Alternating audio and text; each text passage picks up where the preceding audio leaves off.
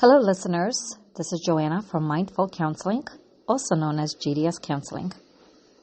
First and foremost, I have not been here in some time, so I will say Happy New Year's to all of you, regardless where you are, what time zone you're in, what year you're actually in. Sometimes I feel like I'm stuck in a pre-COVID years. But moving forward, I'm sitting here today thinking about the podcast and what is it that I will talk about. And I've been wanting to record, last week and weeks before, even a month ago. And I seem to be stuck with particular topics, and I have a lot of them, which I guess teaches me a lesson of doing these podcasts a little bit more if also timing allows. But I'll go with what I currently have in mind. And I only want to present this issue because I feel like it's coming up a lot in my observations, in conversations with many different individuals, colleagues, and etc. And I noticed that even with my podcast, when I go through some of my episodes, one of the episodes that seem to be on top every single week seems to be importance of connecting with children. And I see that this is a topic that seems to stand out for a lot of you, along, of course, with many other ones. So I'm going to take this episode as a way to enhance on it a little bit more. And not necessarily of how important it is to continue to connect with children, but what they're actually going through. And I don't mind saying it. I totally embrace my age. But I am 41 years old.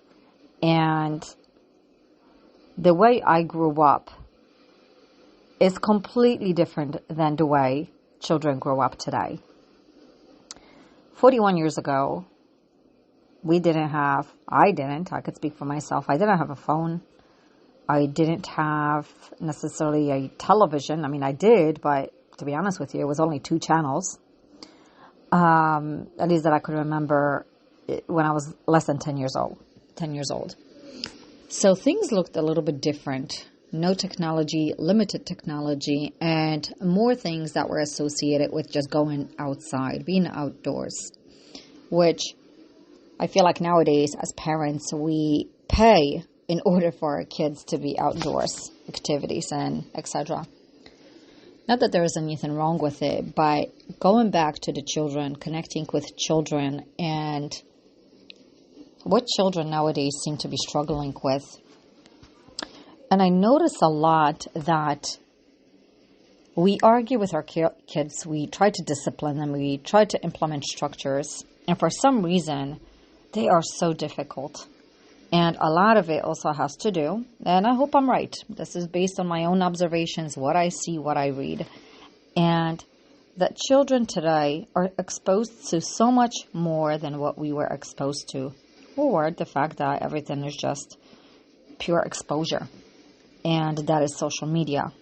And I cannot even fathom the idea of what is on social media and what the children see, because it's a lot of information, it's a lot of content that children should not see.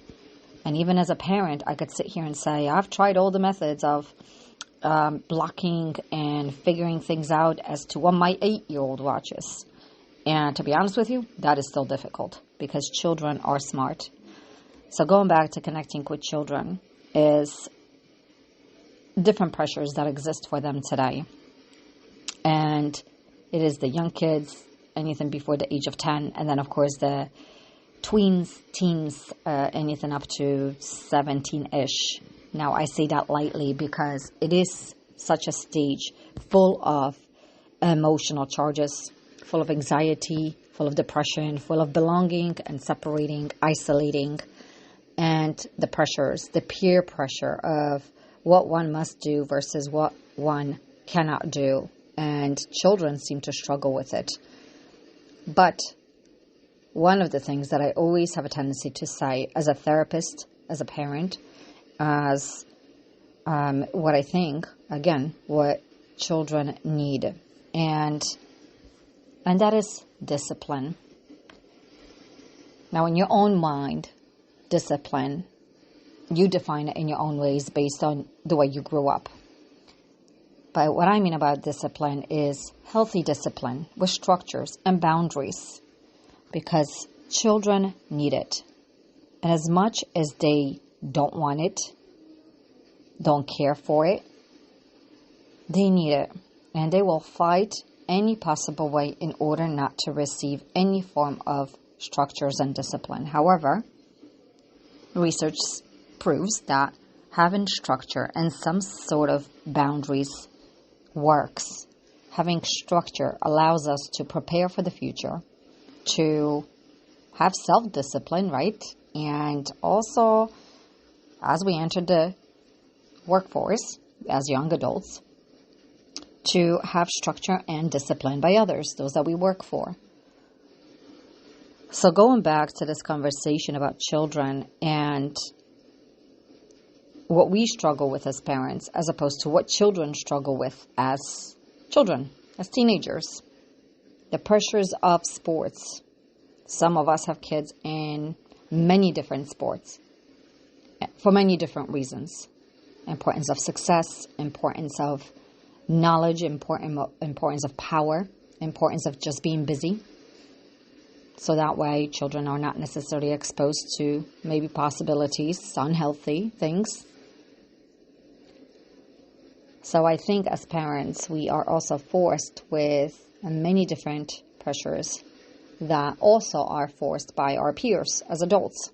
And I have some of these conversations, and I think there's just a lot more to this conversation than what I'm about to say here, is that, and maybe that varies also by states and by countries. So I'm just speaking for my conversations with a lot of different people in New Jersey, since I live in New Jersey, but also with conversations with people, colleagues that I have just living in different parts of the country or the world.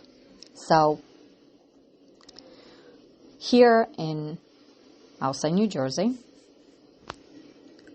I look at parents as, unfortunately, and I know some of us may like this, some of us may not like this, but just to be aware of just the system in general. We want to give our children everything. That's lightly said. Things that we may have, that we may not have had in the past.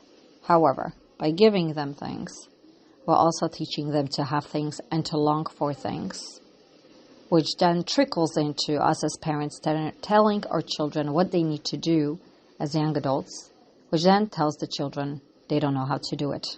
What do I mean by that?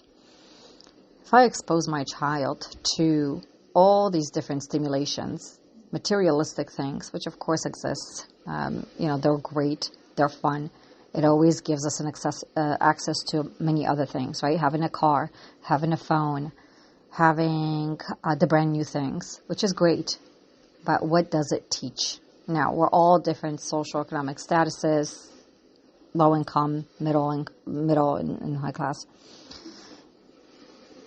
Is that when we give children all of these expensive things, what happens is that at some point, children now expect it. Of course, because unfortunately, this is the part of conditioning. Is we expose, and we do it for many years, therefore, is there any other way of knowing? Unless, of course, we implement teachings somewhere down the line. An importance of money, importance of work.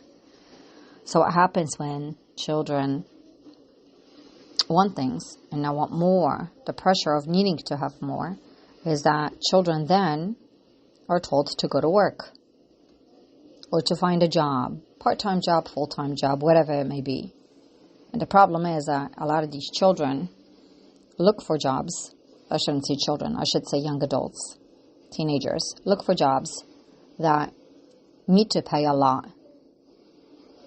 Hourly rate, they expect more because, again, we as parents have given them, because we as parents have been under the pressures that we need to give to children, because guess what? Every other parent has.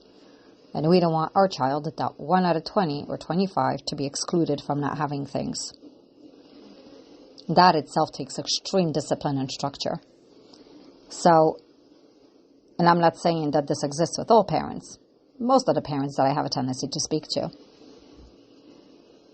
It's just that the pressures that the children now have is the pressure that they need to find a job that will pay for this extremely expensive phone or this extremely expensive car. And how realistic is that on average?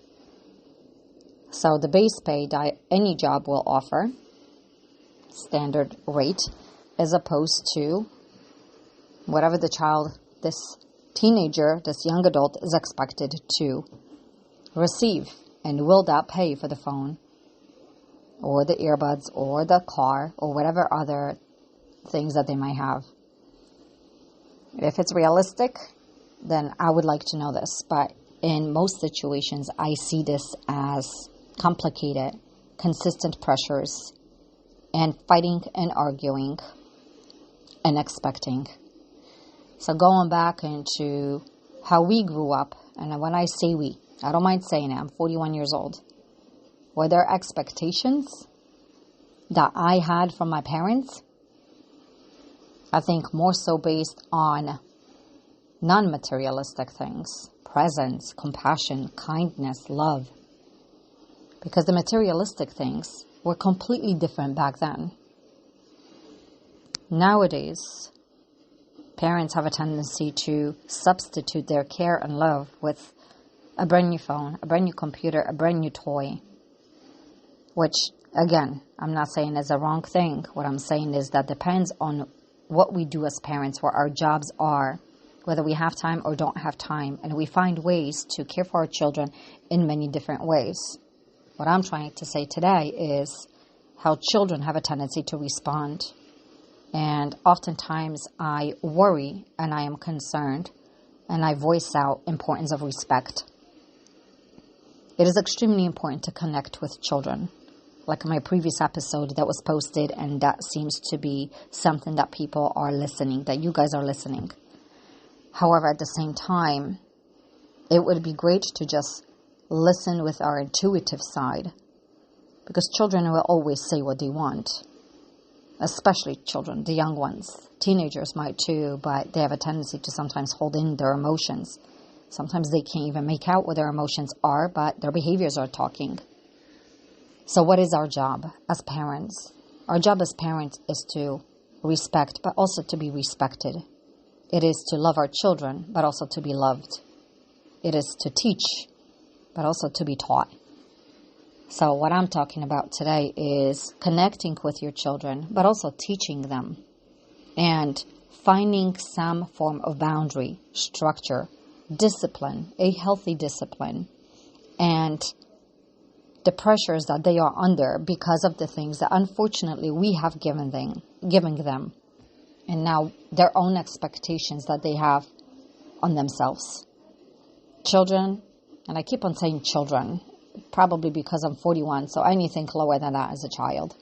But the younger generations, and I fixed that up for you guys, has a tendency to be under all these pressures because we have given into these pressures of being, as crazy as it sounds, being manipulated by our kids. Our kids are kids, and they will say things in order to get them when they're young.